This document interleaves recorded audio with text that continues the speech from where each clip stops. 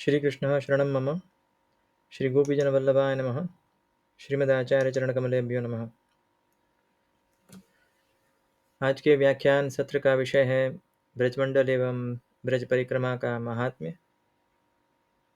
ब्रजमंडल का श्रीमद् प्रभुचरण श्री गोसाई जी द्वारा प्रकटित जो महात्म्य विद्वन मंडन के अंतर्गत उपलब्ध है, वह गत सत्र में हमने पढ़ाया था। आज का जो सत्र है, यह विशेष रूप से अधिकतर शास्त्रीय संदर्भ हैं, यह पौराणिक रहेंगे, स्मार्त रहेंगे, आगम से रहेंगे एवं इतिहास से भी कुछ कुछ संदर्भ हैं। तो इनका एक सामान्य संकलन करके यहाँ इसके अध्यापन का विचार है।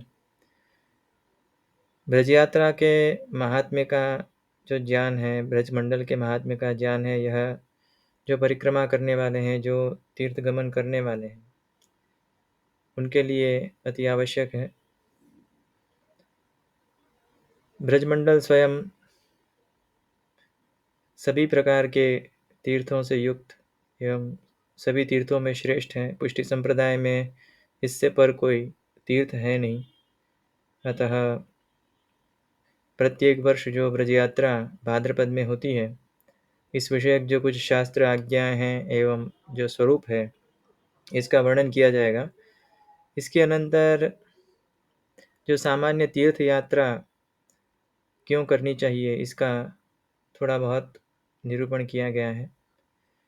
थोड़ा बहुत श्री मथुरा का महात्म्य प्रारंभ में बताया गया है, क्योंकि कुछ भाष्यकारों का ऐसा मत है कि यह मथुरा मंडल की परिक्रमा जो संपूर्ण है, ब्रजमंडल है, वो संपूर्ण मथुरा मंडल ही है। अतः इस कारण से उसका भी महात्म्य बताया गया है। पृथक रूप से श्री मथुरा का जो महात्म्य है, इसके लिए तो अनेक व्याख्यान सत्र लगेंगे। आज के प्रारंभिक सत्र में हम ब्रजमंडल के जो समस्त स्वरूप है, उसका थोड़ा अवबोध लेंगे। इसके अनंतर जैसा मैंने कहा कि जो सामान्य तीर्थ यात्रा के भी जो इतिहास एवं आगम ग्रंथों में कुछ कुछ ऐसी आवश्यकताएं हैं और उनके जो विशेषताएं हैं, कुछ फल है, इनके भी व्याख्यान विस्तृत रूप से किसी अन्य व्याख्यान सत्र में किए जाएंगे। आज ग्रंथ का आरंभ हम ब्रज के बृहद रूप से जिस स्वरूप का वर्णन प्राचीन शास्त्रों में आता है, और यह जिस ग्रंथ से पढ़ाया जा रहा है, ये सारे ग्रंथ 400-500 वर्ष पूर्व के हैं। अतः मूल संदर्भ भी दिए गए हैं साथ में, तो जिसे व्याख्यान के अनंतर इन ग्रंथों का अध्ययन करना है, वो भी कर सकता है। अतः अब ग्रंथ का प्रारंभ करते हैं।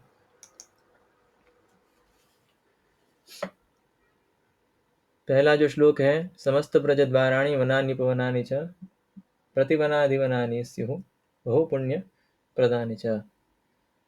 समस्त जो ब्रज के द्वार हैं, वन है, उपवन है, प्रतिवन है, अधिवन है, यह सब अति पुण्यप्रद है। यह इस श्लोक का अर्थ है। द्वादशाख्यातास्त्वष्टचत्वारसंख्यकाः मासेषु द्वादशेषु एषु मासो भाद्रपदो वरः। यहाँ जितने ब्रज के द्वार हैं, ये भी 12 हैं। ब्रज के वन हैं, ये भी 12 हैं, अर्थात 12 हैं। उपवन है, यह भी 12 है। प्रतिवन है, यह भी 12 है, और अधिवन भी 12 है। और मुख्य रूप से जो ब्रज के द्वार हैं, यह वन, उपवन, प्रतिवन, अधिवन आदि हैं, और ये सब 12 की संख्या में कुल मिला के जो मुख्य स्थान है, यह 48 है। इसके अनंतर मासेषु द्वादशेषु मासो भाद्रपदो वरः। भाद्रपद की जो यात्रा है, यह श्रेष्ठ है। इसके अनेक वचन भी मेरे पास पहले उपलब्ध थे। इनका संकलन किया था जिस समय हमारे घर की ब्रज यात्रा थी। अतः अभी वह प्रमाण कहीं मिल नहीं रहे हैं। यदि उपलब्ध होंगे तो उन्हें यहाँ प्रदर्शित कर दिया जाएगा।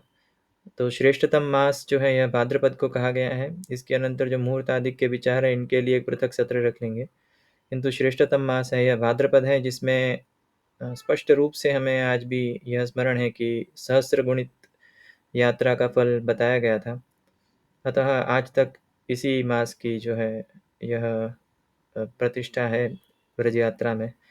इसके अनंतर जो कार्तिक एवं चैत्र की जो महिमा है यह भी अधिक है ब्रज यात्रा के संदर्भ में। एवं इसके अनंतर जो सामान्य दूसरे सब मास हैं इसमें सामान्य फल की प्राप्ति होती है, अर्थात एक गुणित ही रहता है। तो इस प्रकार से इसका जो खंडशः विभाग था वह हमारे पास समुपलब्ध था, किंतु अभी मैंने थोड़ा इस पे शोध भी किया, किंतु वह अभी प्राप्त नहीं हो पाया। तो जिस समय मिलेगा उसका यहाँ वर्णन कर दिया जाएगा। तो अवशिष्ट अध्ययन करते हैं।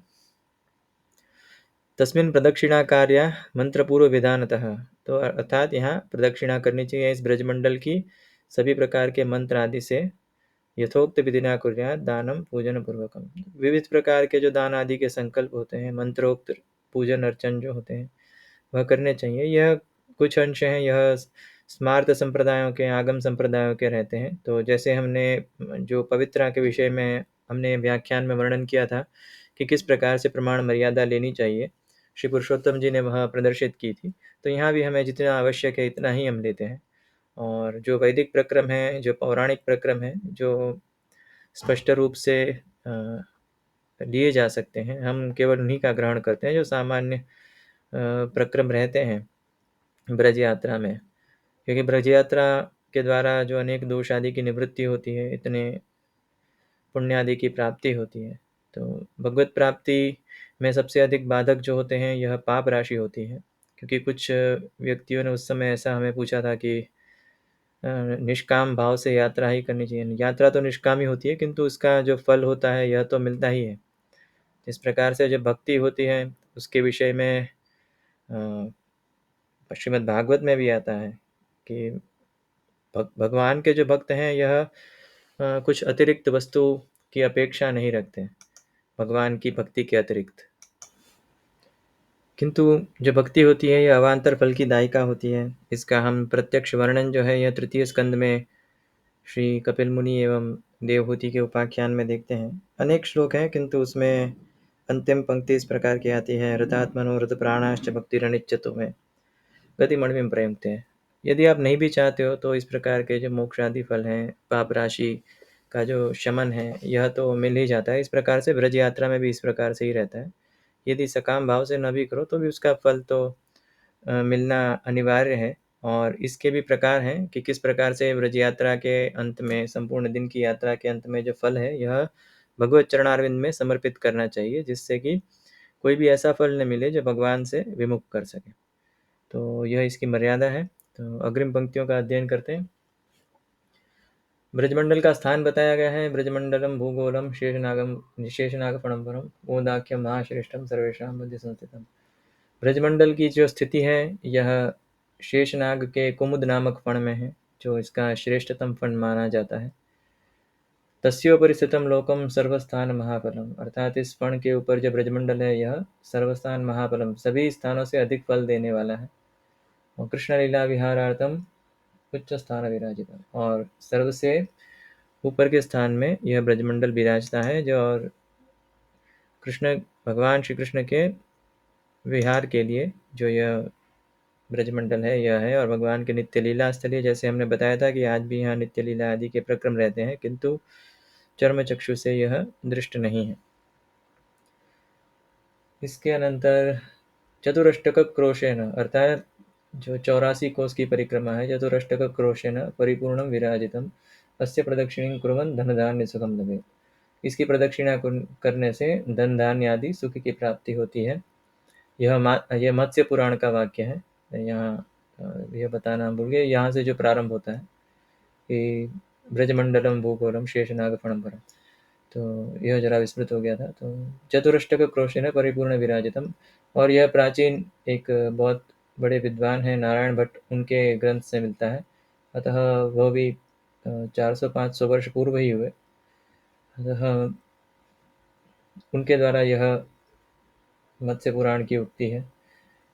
ऐसा विवाद है कि आज के जो मत्स्य पुराण में यह उपलब्ध नहीं होती, किंतु यह एक अलग विषय है। इस विषय में जो प्रमाण की चर्चा है यह करनी पड़ती है पूर्ण रूप से, कि किस प्रकार से प्रामाण्य को लेना, और उसके विषय में हम एक पृथक व्याख्यान रखेंगे। किंतु जो प्राचीन व्याख्याकार हैं, इनके द्वारा जो पंक्तियाँ मान्य की जाती हैं, यह जब हम मथुरा महात्म्य का अध्यापन करेंगे, उस समय विस्तृत रूप से बताएंगे कि किस प्रकार से जो महानतम धर्मशास्त्रकार है, इन्होंने प्राचीन आचार्यों की ऐसी पंक्तियों को प्रमाणत्वेन लिया है जो उस समय में जो पुराण उपलब्ध थे उसमें वह पंक्ति नहीं मिलती थी, तथापि उन्होंने उसको प्रमाणत्वेन स्वीकार किया था। तो यह एक मर्यादा है शास्त्रकारों की, तो इसी मर्यादा के अंतर्गत इस श्लोक को भी हमने यहाँ दिखाया है। ग्रंथकार तो बहुत स्पष्ट रूप से बता रहे हैं, क्योंकि इसका कारण जैसे कि हम बता चुके हैं कि जो ग्रंथ राशियाँ हैं यह म्लेच्छाक्रमणों में अनेक शह अवसरों पर नष्ट हुई हैं, और अनेक स्थान पर जो पुराण की प्रतियां हैं यह प्रकीर्ण रूप से मिलती हैं, किसी किसी स्थान पर वह पूर्ण रूप से नहीं मिलती हैं। तो जिस स्थान पर जिस समय में उपलब्ध थी, तो ग्रंथकारों ने उसी का आधार लिया है। अधिकतर तो सारी पंक्तियां इस ग्रंथ से मिलती ही हैं, तत्त स्थान से, तो इस प्रकार की कोई शंका को स्थान नहीं है। इसके अनंतर यहाँ जो श्लोक है यह अति प्राचीन जो इसकी पंक्तियाँ एवं इसकी जो प्रतीति अति प्राचीन है, तो इसका मैं केवल अर्थ बता दे रहा हूँ कि भगवान के द्वारा यहाँ भगवान एवं श्री बलभद्र के द्वारा यहाँ जो तीर्थ है, यह 25,000 तीर्थ जो है ब्रजमंडल में संपूर्ण विराजते हैं। तो इस प्रकार से इसका अर्थ यहाँ पे होता है। यह पंक्ति है, यह विस्फुट नहीं है, यहाँ से यह पोर्शन सम्यक रूप से इसका दर्शन नहीं हो रहा है। थोड़ा इसको यहाँ पे कट करने में समस्या हो गई है। अब इसके अनंतर जो अग्रिम ग्रंथ है यह वराह पुराण का है, जिसमें मथुरापुरी का महात्म्य बताया गया, मथुरा मंडल की परिक्रमा का महात्म्य बताया गया है संपूर्ण। मनसापि न शक्यन्ते गमनस्य च का कथा, सप्तद्वीपे तु तीर्थानि भ्रमणाद् यत् फलं भवेत् प्राप्यते अधिकम तस्मात् मथुरायाः परिक्रमे। अर्थात सप्तद्वीप, सातों द्वीप के जितने तीर्थ हैं, इनकी परिक्रमा का जो फल मिलता है, इससे अधिक फल जो है यह मथुरा मंडल की संपूर्ण परिक्रमा का, अर्थात ब्रजमंडल की परिक्रमा का यह फल मिलता है। प्रदक्षिणीकृता तेन सप्तद्वीपा वसुंधरा, अर्थात जो मथुरा मंडल ब्रजमंडल की परिक्रमा करता है, इसको संपूर्ण पृथ्वी की परिक्रमा की हो इतना इसको फल प्राप्त होता है। तस्मात् सर्व प्रयत्नेन सर्व कामान अभीप्सुभिः कर्तव्या मथुरां प्राप्य नरैः सम्यक प्रदक्षिणा, अर्थात यहाँ स्पष्ट रूप से प्रदक्षिणा करने की आज्ञा है मथुरा मंडल की, संपूर्ण ब्रजमंडल की, कि पूर्ण प्रयत्न से, और यदि कोई काम के किसी भी प्रकार के काम की अपेक्षा होती है, सकाम भक्ति भी करना चाहते हैं, तो उनके लिए ठीक है। पुष्टि मार्गियों के लिए यह अनुमत नहीं है, क्योंकि ये ग्रंथ के इस प्रकार से हैं कि जो पुराणों के अर्थ इस प्रकार से लेने रहते हैं कि जितना हमारे संप्रदाय में ग्राह्य है इतना लेना चाहिए। तो जैसे मैंने कहा सकाम है, तो काम हमारा जो है यह जैसे चतुश्लोकी में आता है कि जो धर्म अर्थ काम है यह भगवत संबंधी है हमारे पुष्टि मार्गियों के, तो उस काम को ले लेना चाहिए। और ब्रजमंडल भगवान की नित्य लीला स्थली है, तो इस प्रकार से यदि भगवत प्राप्ति की कामना से परिक्रमा की जाए और उसका फल भगवान को ही समर्पित कर दिया जाए, तो यह भी अति उत्तम पक्ष है, और भगवत कृपा से सभी प्रकार के दोषों की निवृत्ति के अनंतर यह फलदायिनी होती है। और इसके अनंतर यह वराह पुराण का वचन है, इसका नीचे लिखा है। तो इस प्रकार से दो मूल, एक मत्स्य पुराण से, एक वराह पुराण से, अतः दोनों परिष्कृत ग्रंथ हैं। अब इसकी अग्रिम पंक्ति का हम अध्ययन करेंगे।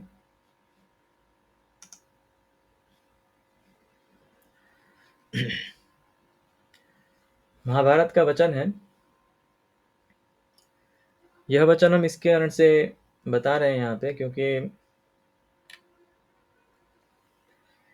इसका महात्म्य इस प्रकार से बताया गया कि तीर्थ यात्रा क्यों करनी चाहिए। स्पष्ट रूप से मथुरा का नाम नहीं है, किंतु जो तीर्थ के नियम होते हैं, जो अन्य तीर्थों के नियम होते हैं, वही नियम सारे ब्रज यात्रा में भी वह नियम जो है यह लागू किए जाते हैं। इसके अतिरिक्त पृथक पृथक एक एक तीर्थ के जो विशेष नियम है वह तो बताए जाएंगे। यदि मथुरा में कोई अथवा ब्रजमंडल में कोई स्थान पर कोई विशेष अर्चन आदि की जो महिमा है अथवा जो प्रक्रिया है, तो उसका निरूपण ग्रंथकारों ने किया है। किंतु जो साधारण नियम है, इसका पालन तो सर्वत्र करना है। जैसे धर्म है, तो इसमें जो मनु के बनाए 10 लक्षण हैं धर्म के, तो वह तो सर्वत्र समान ही रहते हैं। तो इसके अनंतर जो विशेष स्थान पर जो भेद रहता है, उसका केवल अध्ययन अध्यापन आदि किया जाता है या उनका अधिकतर वर्णन आता है। तो यहाँ महाभारत में जो तीर्थ यात्रा क्यों करनी चाहिए और किस प्रकार से करनी चाहिए, इसका वर्णन आता है। ऋषिभिः कृतभः प्रोक्ता वेदेष्विह यथाक्रमं फलं चैव तथा तत्त्वं प्रेत्य चेह च सर्वशः न ते शक्य दारिद्र्येण यज्ञः प्राप्तुं महीपते।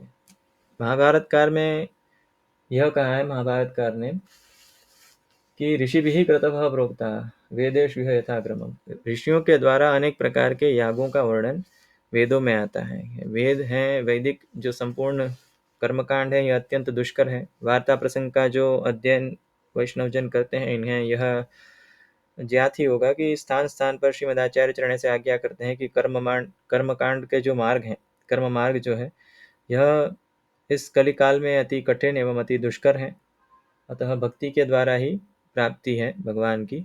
तो इसी प्रकार से महाभारत के समय में भी किंचित जो वैदिक प्रक्रमों में ह्रास था, यह दृश्य प्राय था। तो अतः महाभारतकार यहाँ यह उपदेश कर रहे हैं।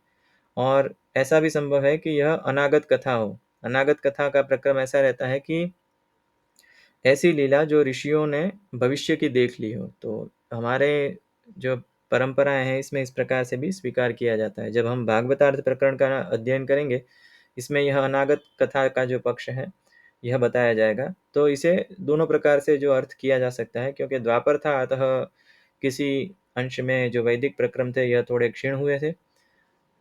और इसके अनंतर जैसे ही कलयुग आदि में तो इसका संपूर्ण ह्रास ही हो गया है। अतः इसके भी जो बहुत दिव्य भावनाएं श्रीमद आचार्य चरणों ने बताई है श्री सुबोधिनी आदि ग्रंथ में, जिसमें बौद्धावतार संबंधित जो हेतु बताए गए हैं और जो बुद्धावतार की भावना भी बताई गई है, तो वह भी इसी वस्तु को लेके है कि कलयुग में जो अज्ञानी लोग हैं और ऐसे जो युग धर्म से मलिन लोग हैं, वह अधिक वेदों का अनुकरण न करे और अधिकारी मात्र करे। इस कारण से भगवान बुद्ध का जन्म था। यह किंचित विषयांतर हो गया, किंतु यहाँ यह कहा गया है कि ऐसे जो यज्ञ हैं, यह बहुत कठिन है और बहुत इसमें धन आदि का व्यय होता है। यह धनी लोगों का कार्य है यज्ञ यागादिक करना, क्योंकि यज्ञ की पत्नी ही दक्षिणा कही जाती है। दक्षिणा के बिना यज्ञ नहीं होते। अर्थात जो मुख्य जो यज्ञ का स्वरूप है, तो इसकी जो पत्नी है, उसका वो उसको दक्षिणा ही कहते हैं। यदि दक्षिणा बराबर नहीं है, तो यज्ञ संपूर्ण नहीं होते। अतः किसी प्रकार के वाजपेय, सोम याग आदि जो सोम सोम की संस्था के जो 7 भेद हैं, कोई भी याग है अथवा साधारण रूप से भी जो याग किए जाते हैं वैदिक याग, यह बहुत विस्तृत हैं और साधारण जो दरिद्र है, यह उनके लिए संभव नहीं है। तो वही बताया गया है बहुपकरणा यज्ञ, क्योंकि अनेक प्रकार के इसमें उपकरण लगते हैं। क्योंकि मंडप सिद्धि आदि जो होती है, यह एक संपूर्ण अलग विषय है। परिचय मात्र इसका किसी अन्य व्याख्यान में देंगे कि किस प्रकार से यज्ञ यागादि के जो पात्र होते हैं, मंडप होते हैं, इनकी संरचना कैसी होती है और किस किस प्रकार के पात्र हैं, यह श्लाघ्य हैं। और बहुत अधिक उपकरणों की आवश्यकता रहती है, बहुत अधिक ऋत्विक जनों की आवश्यकता रहती है। अतः अति यह वस्तुएं जो होती है, इसमें दक्षिणा आदि एवं जो व्यय होता है, यह बहुत अधिक होता है। तो इसके अनंतर कहते हैं बहुपकरणा यज्ञ नाना संभार विस्तर, अनेक प्रकार की तैयारियां करनी पड़ती है। संभार का अर्थ होता है तैयारी, विस्तर, और बहुत विस्तृत रहता है यह सब। प्राप्यन्ते पार्थिवे रहते समृद्धैर्वा नरैः क्वचित्, यह तो राजा अथवा कोई समृद्ध लोग होते हैं वही कर सकते हैं, जो अति धनी है वही कर सकते हैं। नाथ न्यूने ही अवगण ही एकात्म भी असंहते, जो धनी नहीं है और जिनकी सामाजिक परिस्थिति इतनी उत्कृष्ट नहीं है, ऐसे व्यक्ति यह सब नहीं कर सकते। इस कारण से यो दरिद्रैरपि विधिः शक्यः प्राप्तुं नरेश्वर, ऋषीणां परमं गुह्यम् इदं भरतसत्तम, तीर्थाभिगमनं पुण्यम यज्ञैरपि विशिष्यते।